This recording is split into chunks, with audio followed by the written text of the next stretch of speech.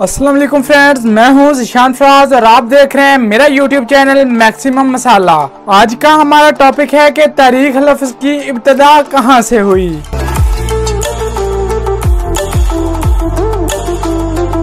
तारीख को अंग्रेजी ज़बान में हिस्ट्री कहा जाता है। अंग्रेजी में ये लफ्ज़ यूनानी यानी कि ग्रीक ज़बान का लफ्ज़ है जिसका मानी है जो पूछने पर मालूम हो। एक मौर्रिख का काम यह है कि वो सवाल सोचे और फिर उनके जवाब तलाश करने की कोशिश करे। यूनानी उन पहले लोगों में से थे जिन्होंने अपने ज़माने की हकायक की रूदाद आने वाले लोगों तक पहुंचाने के लिए तारीख लिखनी शुरू की। दोस्तों, हेरोडोटस पहला यूनानी मौर्रिख था। इसका इंतकाल 425 कबल मसीह में हुआ। इसने कई इलाकों का सफर किया और उन लोगों से बातचीत करने के बाद जिन्होंने जंगों में हिस्सा लिया था, यूनानियों और ईरानियों के दरमियान जंगों का अहवाल कलमबंद किया।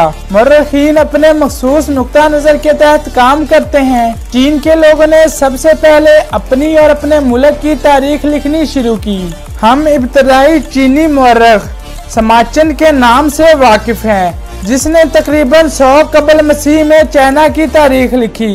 इब्तदाई मौर्रिखीन को इस बात का एहसास था कि माजी की दास्तानें, कहानियाँ और ये बयान कि उनकी रियासत कैसे वजूद में आई थी, लिखना और उसे महफूज करना बेहद जरूरी था। बाज़ औक़ात तारीख बनाने वालों ने भी तारीख लिखी है। मसलन रोमी जनरल जूलियस सीजर ने गाउल की मुहिम के बारे में अपनी किताब तहरीर की। इसी तरह बरे सगीर के मुगल बादशाहों ज़हीरुद्दीन बाबर और जहांगीर ने बिलतरतीब तिज़्के बाबरी और तिज़्के जहांगीरी के नाम से अपने अपने अहद की तारीख लिखी थी।